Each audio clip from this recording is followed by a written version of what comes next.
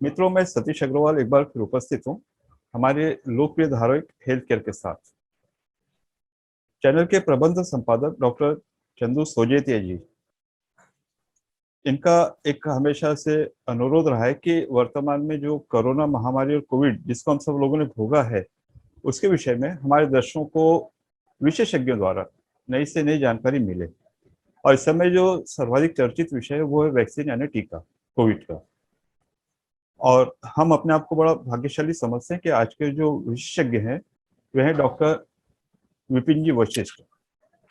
बिजनौर निवासी डॉक्टर विपिन जी का सिर्फ एक पंक्ति में परिचय ऐसा देना हो तो वैक्सीन यानी टीकाकरण में ये विशेषज्ञ माने जाते हैं, अथॉरिटी हैं इनकी। सर, स्टूडियो में आपका हार्दिक स्वागत है। सर, जनसामान्य में इस विषय में बहुत ज्यादा भ्रांति है, मिथ्या धारणा है और कई एक सोशल मीडिया ने इसमें काफी प्रकाश डाला है। लोगों को इसके बारे में जानकारी से ज्यादा गलत जानकारी मिली है। तो इसमें एक बहुत बड़ी जो बात फैली उस तरह से कि इस टीके से बहुत ज्यादा साइड इफेक्ट्स हुए हैं, जैसे एक ब्लड क्लॉटिंग हुआ है, कई लोगों की इससे डेथ हुई है। इस बारे में आपका क्या कहना है? देखिए, कोई भी वैक्सीन आप समझिए 100% इफेक्टिव और 100% सेफ नहीं है। सभी वैक्सीन का कुछ ना कुछ साइड इफेक्ट्स जरूर होता है। हमारे पास दो वैक्सीन अवेलेबल हैं, एक तो कोविशील्ड है, एक कोवैक्सीन है। दोनों के कुछ देखिए, दो तरह में आप डिवाइड कर सकते हैं कि माइनर साइड इफेक्ट जो कि रिएक्टोजेनिसिटी, इसमें फीवर हो सकता है, पेन हो सकता है, स्वेलिंग हो सकता है, थोड़ा सा चक्कर आ सकता है, वीकनेस फील हो सकती है। एक तो ये माइनर साइड इफेक्ट्स होते हैं, ये वैक्सीन की रिएक्टोजेनिसिटी की वजह से होते हैं। और दूसरा, कुछ साइड इफेक्ट्स रेयर होते हैं, जिसको बहुत सीरियस होते हैं, बट वो बहुत रेयर है। अगर हम बात करें कोवैक्सीन का, तो कोवैक्सीन के साथ फीवर, बदन में दर्द, जहाँ पे इंजेक्शन लगा वहाँ पे पेन, ये थोड़ा बहुत हो सकता है। और ये देखा गया कि 14-15% में ये आया है। और थोड़ा सा अगर देखें तो कोविशील्ड जो वैक्सीन है उसकी रिएक्टोजेनिसिटी, मतलब बुखार होना, दर्द होना, पेन होना, थोड़ा चक्कर आना, जाड़े के साथ बुखार होना, ये थोड़ा सा ज़्यादा है। बट वो भी 1 या 2 दिन के लिए मैक्सिमम रहता है, इससे बहुत घबराने की बात नहीं है। जहाँ तक बात है क्लॉट्स के रिलेटेड, जो सीरियस साइड इफेक्ट्स हैं, जैसे कि क्लॉट्स के कुछ केसेस सामने आए हैं, बट वो बहुत ही रेयर है। समझिए कि 50,000 में एक केस से लेके 1 मिलियन, मतलब 10 लाख में एक केस का इतना रेशियो आता है, इतना रेयर है। तो वो केसेस हुए हैं, और इंडिया में भी हुए हैं, बाहर की कंट्रीज में भी हुए हैं। और जैसा कि मैंने पहले कहा कि कोई भी वैक्सीन 100% सेफ और इफेक्टिव नहीं है, थोड़ा बहुत साइड इफेक्ट्स हो सकता है, पर उसके जो बेनिफिट्स हैं वो बहुत ज़्यादा हैं, मतलब the benefits far far outweigh the risk basically. तो ये आप कह सकते हैं। तो इससे घबराने की बात नहीं है, जो भी साइड इफेक्ट होता है कुछ टाइम के लिए है, और उसके लिए आप पैरासीटामोल, एक टैबलेट आती है क्रोसिन, वो ले सकते हैं। प्रोफाइलेक्टिकली, मतलब नहीं लेना है कि उससे पहले आप ले लें कोई भी टीका लगवाने से। अगर आपको प्रॉब्लम्स आती है तो आप ले सकते हैं, कंसल्ट कर सकते हैं, बट ये बहुत ही माइनर है, कॉमन जरूर है, पर बहुत कम टाइम के लिए रहते हैं, 24 से 48 घंटे। सर, इसका जो प्रचार प्रसार किया है कुछ चीजों का कि वैक्सीन के 2 डोज होने के बाद भी कई लोगों को इन्फेक्शन हुआ और यहाँ तक कि कई लोगों की डेथ भी हुई है, मृत्यु हुई है। और इसमें खासतौर पर बात को इसलिए महत्व मिलता है कि इनमें से कई लोग डॉक्टर थे जो प्रशिक्षित डॉक्टर थे। लोगों में एक भ्रम बना, आप इसको कैसे समझाएंगे सर? देखिए, जैसे मैंने अभी बताया कि कोई भी वैक्सीन 100% इफेक्टिव नहीं है, और 100% सेफ भी नहीं है। तो देखिए, कोई भी वैक्सीन लेने के बाद ये जरूरी नहीं है कि आपकी बॉडी उस तरह से रिएक्ट करे, क्योंकि एक वैक्सीन का सक्सेस होने के लिए आपको वैक्सीन का काम करना और आपकी बॉडी का रिस्पॉन्ड करना, ये दोनों ही बहुत जरूरी है, जिसमें कि एक वैक्सीन का और हॉस्ट का रिस्पॉन्स होना। तो कई बार ऐसा होता है कि कुछ के साथ, जिसमें कि मल्टीपल कोमॉर्बिडिटीज हैं, पुरानी बीमारियां हैं, इम्यून सप्रेसेंट दवाइयाँ ले रहे हैं, या इम्यूनो कॉम्प्रोमाइज हैं, वो पूरी तरह से इम्यून रिस्पॉन्स नहीं दे पाते, एंटीबॉडीज उनमें नहीं बन पाती। तो इस तरह के केसेस में खासतौर से वैक्सीन का पूरा टेकअप नहीं होता, और ऐसे केसेस एक्सपोज रहते हैं कि इनको कि अगर इन्फेक्शन भी हो सकता है उनमें, वो आईसीयू में भी जा सकते हैं, उनकी डेथ भी हो सकती है। बट ये बहुत माइनॉरिटी में होता है, ये वैक्सीन का साइड इफेक्ट नहीं है, वैक्सीन की कमी नहीं है, ये हमारा होस्ट रिस्पॉन्स ऐसा होता है। और देखिए, मैंने बताया कि कोई भी वैक्सीन 100% सेफ नहीं है। इवन अगर आप देखें तो यूएस में, मैं भी डेटा पढ़ रहा था, यूएस का सीडीसी का डेटा, ब्रेक थ्रू केसेस का, तो वहाँ भी कुछ केस देखा कि 160 डेथ्स हुई हैं, जो कि फाइजर और मॉडर्ना, बहुत स्पेसिफिक, बहुत ही हाईली पोटेंट वैक्सीन हैं, उसको लेने के बाद भी। तो जैसे मैंने कहा कि ये थोड़ा बहुत, पर वो मिलियंस में है, मिलियंस में लगी है आपको, उसके बाद हंड्रेड्स में डेथ हो रही है, तो वो उतना हमको पे करना पड़ेगा बेसिकली। और अगर उनमें से ज्यादा कोविड हो जाता, वैक्सीन नहीं लगी होती, तो समझिए कितना गुना उनमें डेथ होता। तो ये हो सकता है, पॉसिबल है, और वैक्सीन के साथ हो सकता है कि वो पूरा तरह काम ना कर पाए। ये वैक्सीन लेवल पे भी हो सकता है और होस्ट लेवल पे भी हो सकता है। तो सर जो मैं आपकी बात से समझ रहा हूँ, अगर वैक्सीन नहीं दिया होता तो भी इनकी मृत्यु की संभावना तो उतनी बनी रहती, इनके साथ वाली जो बीमारियां थी। जी, और अगर कोरोना होता है तो उससे डेथ होने की संभावना वैक्सीन के लगने के बाद भी डेथ होने की संभावना से बहुत ज्यादा है। ये रिस्क उनमें तब भी बना रह सकता था। ऐसा नहीं है कि वैक्सीन लगने से उनको ये चांसेस बढ़ जाते हैं डेथ होने के, ऐसा नहीं। और दूसरी बात, जनसामान्य में जो भ्रम फैला है कि वैक्सीन लगने से मृत्यु तो शायद वैक्सीन के कारण से तो नहीं होती है। वैक्सीन देखिए, बहुत रेयर रेयर फिनोमेना है जिसमें कि वैक्सीन की वजह से डेथ हो जाए। आमतौर पे ऐसे नहीं होता है। जैसे मैंने बताया कि क्लॉट रिलेटेड रिएक्शंस होती हैं, कुछ अभी देखने में आया कि ऑटो इम्यून रिलेटेड मायोकार्डाइटिस या पेरिकार्डाइटिस हो रही है, पर ये बहुत माइल्ड होती है। कुछ केसेस में डेथ हुई है वैक्सीन के साइड इफेक्ट्स की वजह से भी, पर उसमें प्रॉपर इन्वेस्टिगेशन का जरूरी है। और उसमें ज़्यादातर जैसे हमने पाया कि एस्ट्राजेनेका जितनी वायरल वेक्टर वैक्सीन हैं, ये एक तरह से ऑटो इम्यून रिएक्शंस करती हैं, और कई बार एंटीबॉडीज बन जाती हैं जो ये कि खुद डीएनए जो ले जाती हैं वेक्टर के अंदर उसके खिलाफ, और प्लेटलेट फैक्टर 4 के अगेंस्ट एंटीबॉडीज बन के उससे डेथ होने के चांसेस बढ़ जाते हैं। तो रेयर रेयर इंस्टेंसेज में डेथ हो सकती है, कुछ हुई भी हैं, पर इतनी प्राइस हमको पे करनी पड़ेगी अगर हमको इस पेंडेमिक से बाहर आना है। और देखें तो जो मैंने बताया पहले भी कि जो कॉस्ट बेनिफिट रेशियो है वो अभी भी वैक्सीन को फेवर करता है। ये जो रिस्क है बहुत ही माइन्यूट अमाउंट में है, और जो बेनिफिट्स हैं दे फार far outweigh the risk basically. तो इतना अगर हम लोग सहन करें या इसको अगर इसकी तरफ निग्लेक्ट करें तो जो वैक्सीन से होने वाले फायदे वो काफी ज्यादा हैं। तो वैक्सीन हर एक के लिए हम मान के चले कि अनिवार्य है। जी बिल्कुल ठीक। सर एक दूसरा जो आमतौर पर प्रश्न आता है कि जिन लोगों को इन्फेक्शन हुआ है, चाहे वो असिम्प्टोमेटिक जिनमें कोई लक्षण नहीं हो या जिनको भर्ती होना हो, तो ऐसी सूरत में उन्होंने वैक्सीनेशन करवाना चाहिए या नहीं?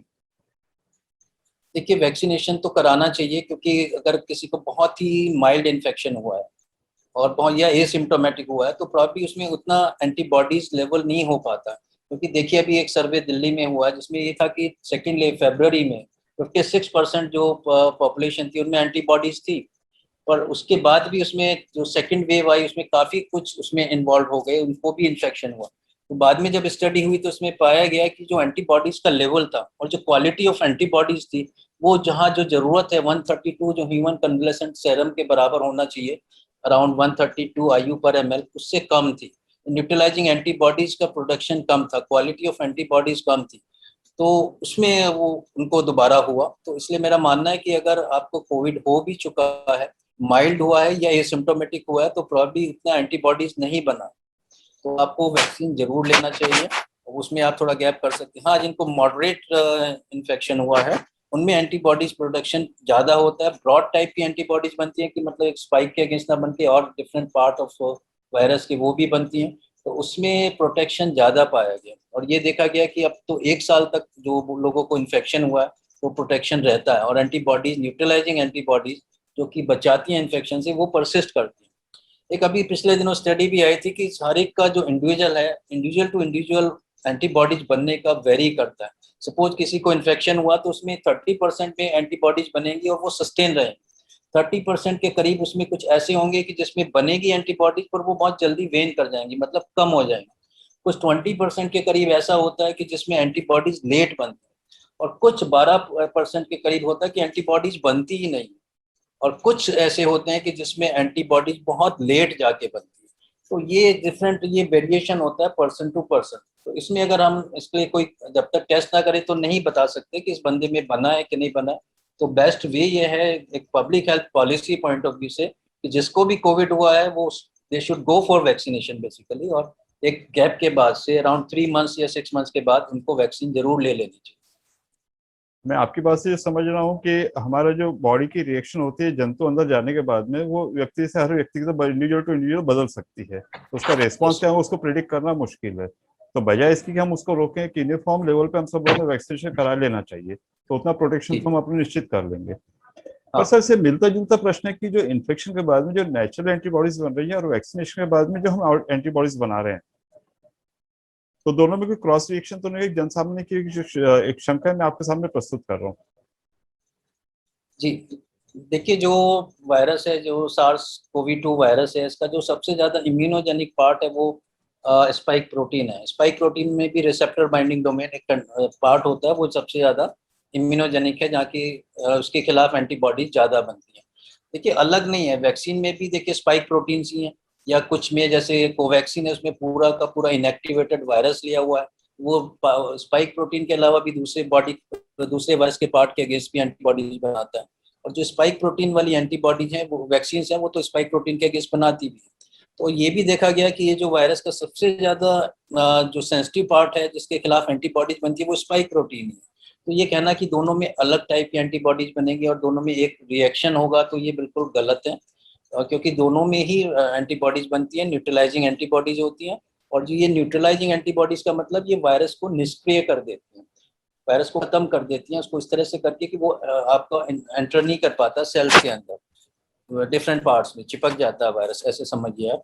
तो ये जो न्यूट्रलाइजिंग एंटीबॉडीज हैं वो सब में ही बनती है, चाहे वो वैक्सीन के थ्रू हो उनका भी एम यही है, चाहे नेचुरल इन्फेक्शन हो उसका भी है। तो हमने इसमें कंफ्यूजन नहीं आना चाहिए। जी सर, एक कहीं पढ़ने में आया था कि जिस तरह से हम लोग इंजेक्शन दे रहे हैं उसी तरह से एक नाक से दी जाने वाली इंट्रानेजल वैक्सीन की तैयारी हो रही है। आप इसके बारे में क्या सलाह देंगे? हाँ देखिए, ये बड़ा अच्छा प्रश्न आपने पूछा कि ये वैक्सीन जो है नेजल इंट्रानेजल वैक्सीन हम बोलते हैं। देखिए जैसे वायरस जो एंट्री करता है, ये सार्स कोवी 2, ये हमें नोज के थ्रू जाता है या ओरल कैविटी के थ्रू, फिर नीचे लंग्स में जाता है, उसके बाद फिर ब्लड में जाता है। तो जितनी भी अभी तक हमारे पास वैक्सीन है वो इंट्रामस्कुलर देने वाली है, कि मसल्स के थ्रू देते हैं, और जो एंटीबॉडीज बनती है वो ब्लड में जाती है। पर उसमें ये देखा गया है कि जहाँ तक जो ज्यादातर वैक्सीन हैं सब इंजेक्शन के थ्रू देने वाली हैं, जो एंटीबॉडीज बनाती हैं वो ब्लड में तो बहुत अच्छा रहता है, लंग्स में चला जाता है, उसके बाद ब्लड में रहता है। परंतु नाक में जहाँ से कि एंट्री पोर्टल ऑफ एंट्री है वायरस का, वहां पर उनका कंसंट्रेशन और जो जिस टाइप की एंटीबॉडी चाहिए वो कम रहती है। जैसे कि मैं अगर आपको बताऊं तो नेजल, उसके लिए आपको आईजीए एंटीबॉडी चाहिए, और जो हम वैक्सीन से बनाते हैं जो कि इंजेक्शन के थ्रू दी जाती है उससे आईजीजी एंटीबॉडीज बनती है, तो वो ब्लड में रहती है, उनका कंसंट्रेशन यहाँ पे नहीं होता। दूसरी बात, आईजीए ज्यादा वैक्सीन नहीं बनाती हैं, केवल 1 या 2 mRNA वैक्सीन ही शायद बनाती हैं, वो भी उतनी क्वांटिटी में नहीं। तो जो नेजल वैक्सीन है इसमें क्या होता है कि वैक्सीन जो वायरस होता है इसको हम एटीन्यूएट कर देते हैं, मतलब इसको हम एक तरह से न्यूट्रलाइज कर देते हैं और उसकी डोज नोज के थ्रू देते हैं। तो उससे क्या है कि वो लोकल रिएक्शन होने की वजह से यहाँ पर बहुत अच्छा इम्यून रिस्पॉन्स बनता है, जिसको कि आईजीए एंटीबॉडीज बोलते हैं। और टिश्यू रेजिडेंट मेमोरी सेल, एक अलग टी सेल होती है, वो भी बनती है, और आईजीजी भी बनती है यहाँ पर वर्क करने के लिए। तो ये जो एंटीबॉडीज होती हैं ये वायरस को यहीं पर खत्म कर देती हैं, आगे नहीं बढ़ने देती। तो इस तरह से देखा जाए कि अगर हम नेजल वैक्सीन का यूज करेंगे तो वायरल को पोर्टल ऑफ एंट्री में ही हम खत्म कर देंगे, वो नीचे तक ज्यादा जा ही नहीं पाएगा। दूसरी बात, जो ये इंजेक्शन के थ्रू वैक्सीन देते हैं, जो भी आज ज्यादातर वैक्सीन चल रही हैं, उसमें क्या होता है कि वो नाक पे ज्यादा इफेक्ट नहीं करती हैं, तो वो ट्रांसमिशन को नहीं रोक सकती। जो एक वैक्सीनेटेड पर्सन है वो डिजीज को, वायरस को ट्रांसमिट कर सकता है, मतलब एक बंदे से दूसरे में जा सकता है वैक्सीन लगने के बाद भी, उसको कोई सिम्टम्स नहीं आ रहा है तब भी वो ट्रांसमिट कर सकता है। और अगर हम ये नेजल इंट्रानेजल वैक्सीन यूज करेंगे तो उसका ये जो ट्रांसमिशन है पर्सन टू पर्सन, ये रुक जाएगा। तो अगर हमको डिजीज को जल्दी से कंट्रोल करना है तो हमको, मेरे ख्याल से ये बेस्ट ऑप्शन है, और ये एक तरह का गेम चेंजर भी साबित हो सकता है आगे चल। और एक तरह से देने में आसानी भी होगी कि जो बच्चे जिस तरह से वैक्सीन इंजेक्शन के लिए डरते हैं या बड़े हाँ, इंजेक्शन के लिए डरते हैं, तो ये नेजल तो शायद ज्यादा सुविधाजनक होगा। क्योंकि आगे देखा जा रहा है कि ये हो सकता है कि बच्चों में ज्यादा इफेक्ट हो आगे जाके, क्योंकि बड़े लोग तो ज्यादातर वैक्सीनेट हो जाएंगे, तो बच्चे रहेंगे जो कि ससेप्टेबल होंगे। तो अगर हम ये वैक्सीन देंगे तो इसको ईज ऑफ एडमिनिस्ट्रेशन ज्यादा है, इसको आप कैरी भी कर सकते हैं, ट्रांसपोर्ट करने में भी ज्यादा है। कुछ साइड इफेक्ट्स हो सकते हैं कि जैसे कि एक लाइव वायरल से हम वायरस से डील कर रहे हैं, उसको कंट्रोल करने में, उसको प्रॉपर उसको एटीन्यूएट करने में, उसमें थोड़ा सा हमको दिक्कत हो सकता है। तो थोड़ा सा हमको ज्यादा उसका देखभाल रखना पड़ेगा कि वो वायरस दोबारा से तो एक्टिव नहीं हो जाता। ये कुछ साइड इफेक्ट्स हो सकते हैं। दूसरा देखा गया कि अगर live virus vaccine, nasal vaccine use करते हैं तो शायद लंग्स तक उतनी अच्छी एंटीबॉडीज नहीं बनती जितना कि वैक्सीन से लगती है, जो इंट्रामस्कुलर वैक्सीन होती है, जो कि मसल्स के थ्रू, इंजेक्शन के थ्रू दी जाती है, उससे बनती है।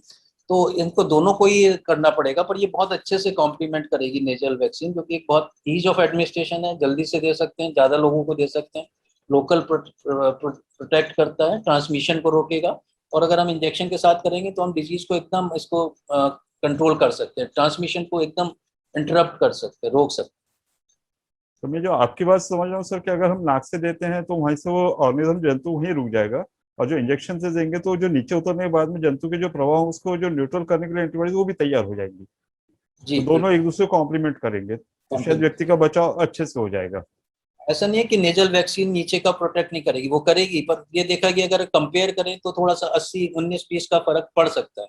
एंटीबॉडीज वो भी बनाएगी जो नेजल वैक्सीन देंगे, अंदर तक जाएगी, लंग्स में भी करेगी, पर शायद उतना प्रोटेक्टिव शायद ना हो जितना कि इंजेक्टेबल वैक्सीन से होता है। तो दोनों को अगर मिलकर यूज करेंगे तो कॉम्प्लीमेंट करेंगे एक दूसरे को। सर जो एंटीबॉडी शब्द आ रहा है, तो हमारे दर्शकों के लिए मैं बता दूं कि मित्रों, जिस जंतु की हम लोग चर्चा करें, कोरोना वायरस, इसका जो वहाँ पे बनावट होती है वहाँ पे स्पाइक होता है, उसे एंटीजन कहते हैं, और यही उसके बीमारी का प्रमुख कारण होता है। तो इस एंटीजन के विरुद्ध में जो हमारे शरीर की बचावात्मक शक्ति, उसे एंटीबॉडीज कहते हैं। वैक्सीन के द्वारा हम ये बनाते हैं, या जैसा सर ने कहा कि नेचुरल इन्फेक्शन के कारण से शरीर में अपने आप भी बनती है, वो एंटीबॉडीज होती हैं। तो जिस शब्द की चर्चा है उसे मैंने स्पष्ट किया हूँ। सर इसी प्रश्नों को आगे बढ़ाते हुए, कई लोगों का ऐसा मानना है कि अगर नेचुरल इन्फेक्शन हुआ तो वैक्सीन लेने के पहले अगर हम लोग एंटीबॉडीज टेस्ट कर लें तो शायद अगर वो बराबर हो तो वैक्सीन की जरूरत नहीं पड़ेगी। और दूसरा उसका पहलू ये कि कई लोग वैक्सीन इफेक्टिव है या नहीं है, तो वैक्सीनेशन के बाद भी एंटीबॉडी टेस्ट कराना चाहते हैं। आप इसके बारे में क्या कहेंगे?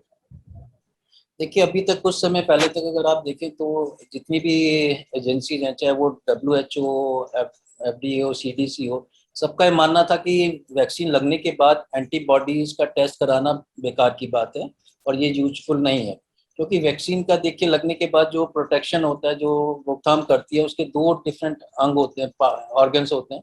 एक तो एंटीबॉडीज, दूसरा T सेल्स। एंटीबॉडीज में भी आप अलग तरह की एंटीबॉडीज होती हैं, कुछ तो होती हैं कि टोटल एंटीबॉडीज जो आजकल टेस्ट होते हैं वो बताते हैं, कुछ IgG बताती है, कुछ IgM बताती हैं, कुछ स्पाइक प्रोटीन्स के बारे में बताती हैं। परंतु जो हमको चाहिए वो न्यूट्रलाइजिंग एंटीबॉडीज हैं, जो कि वायरस को निष्क्रिय करती हैं। वो न्यूट्रलाइजिंग एंटीबॉडीज वो ज़्यादातर सेंटर्स पे टेस्ट नहीं होती, बहुत कम सेंटर्स हैं जहाँ पर की टेस्ट होती है, उसकी भी रिलायबिलिटी नहीं है।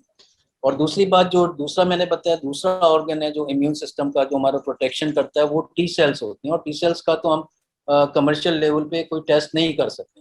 तो पहले ये एक मानना था कि ये बेकार है, इसके कोई फायदा नहीं है, वैक्सीन लगवाने के बाद अगर आप एंटीबॉडीज लेवल कराएं तो वो आपको कोई ज़्यादा हेल्प नहीं करती। लेकिन अब कुछ टाइम से एक रिसर्च ज़्यादातर आया है कि उसमें ये माना गया है कि दोनों अंग के अपेक्षा अगर आप देखें तो जो SARS-CoV-2 के अगेंस्ट जो प्रोटेक्शन होता है वो एंटीबॉडीज का ही होता है, मेनली न्यूट्रलाइजिंग एंटीबॉडीज का। तो मेरा ये मानना है कि अगर आप बहुत हाई रिस्क उसमें आते हैं, आप डॉक्टर्स हैं, ICU में रहते हैं, और जहाँ पे आपको लगने के चांसेस ज़्यादा हैं, या आप इस तरह के फ्रंट लाइन वर्कर्स हैं, तो इसमें कोई हार्म नहीं है कि अगर आप 2 शॉट वैक्सीन के लगवाने के बाद कम से कम एक टेस्ट करा लें, जो कि एंटी स्पाइक एंटीबॉडीज या anti-RBD एंटीबॉडीज जिसको बोलते हैं।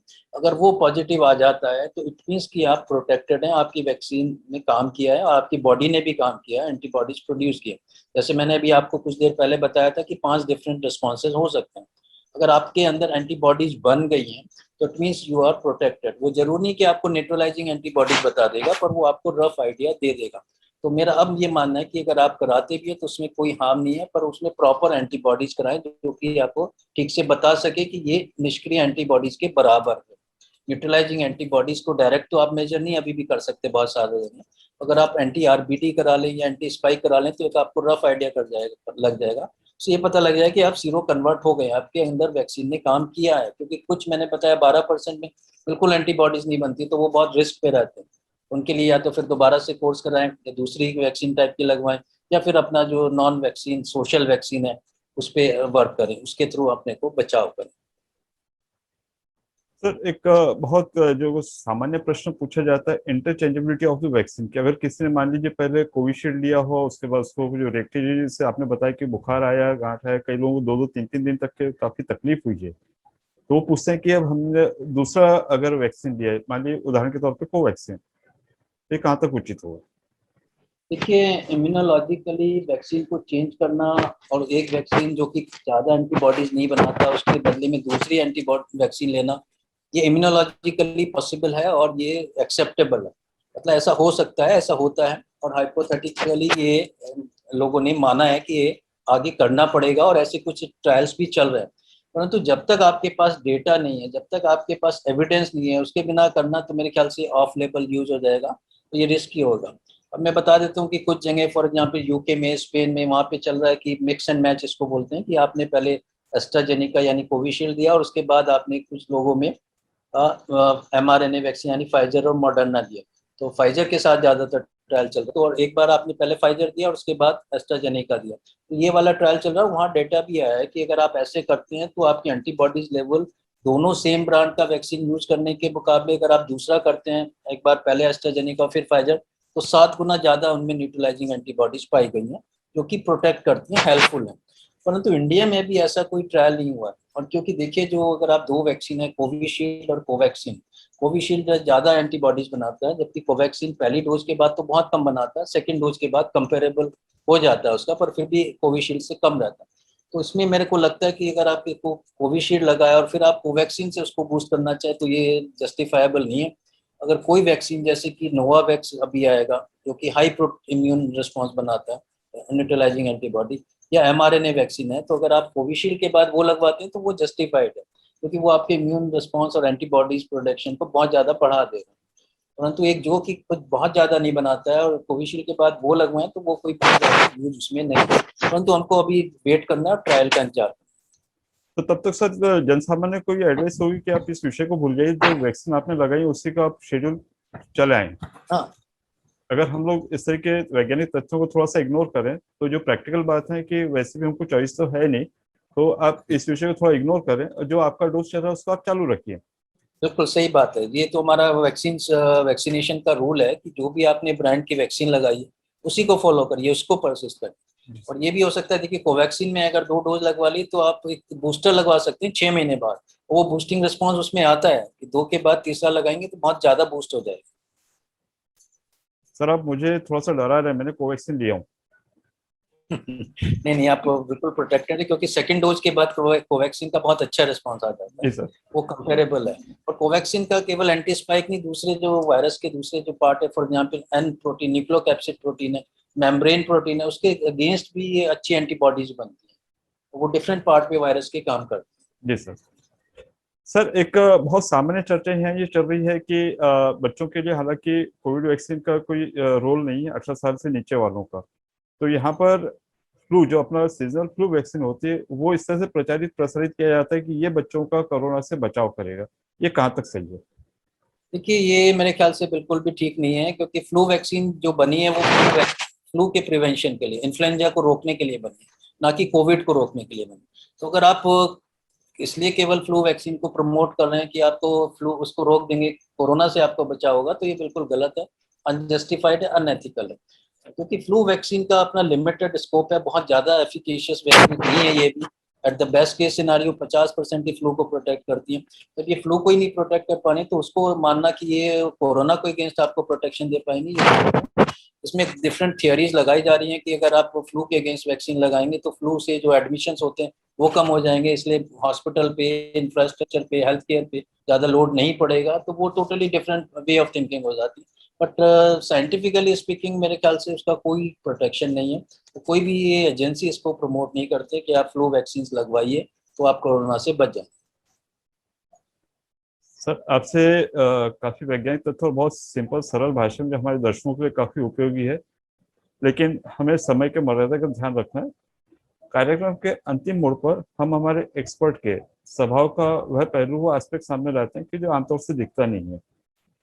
आपको वहाँ पे अपना निजी नर्सिंग होम में, एकेडमिक्स में, जैसे मैंने आपका कहा कि इंटरनेशनल आपके जर्नल्स में आपके लेख आते हैं, आपकी जो बात है मानी जाती है, आईपी में काफी एक्टिव योगदान है।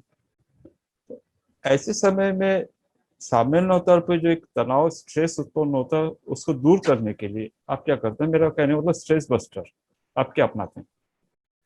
वैसे तो मैं कहीं पर वॉक करता हूँ और मेरे बराबर में अच्छा सा गार्डन मैंने मेंटेन किया हुआ है, तो मैं नेचर के पास चला जाता हूँ। या कभी टाइम मिलता है तो मैं थोड़ा लाइट म्यूजिक, तो गजल्स टाइप का वो मेरे को पसंद है, पुराने टाइप का वो मैं सुनता हूँ। कभी कभी जगजीत सिंह को सुन लिया, या मेहंदी हसन का मेरा फेवरेट सिंगर है। इस तरह के मैं लाइट म्यूजिक, सॉफ्ट। गालिब को भी मैंने काफ़ी कुछ सुना है, लिखता नहीं हूँ पर मैंने काफ़ी कुछ सुना है गालिब का भी, और फैज को भी काफ़ी पसंद किया है। तो वो मेरे को थोड़ा सा सुकून देता है। और अर्ली स्कूलिंग में मेरे को फिल्मों का बहुत शौक था। अब उतना मेरे ख्याल से 91 के बाद मैंने कोई थिएटर में मूवी नहीं देखी है। और आजकल OTT प्लेटफॉर्म्स की वजह से अच्छा मिल जाता है, तो उसमें कुछ अच्छी वेब सीरीज आती है तो देख ली। निश्चित तौर से सर, जिस बहुत ही योग्य ढंग से आपने जो सरल भाषा में हमारे दर्शकों का इतने क्लिष्ट विषय पर मार्गदर्शन किया, उसके लिए मैं आपके हृदय से आभारी है। धन्यवाद।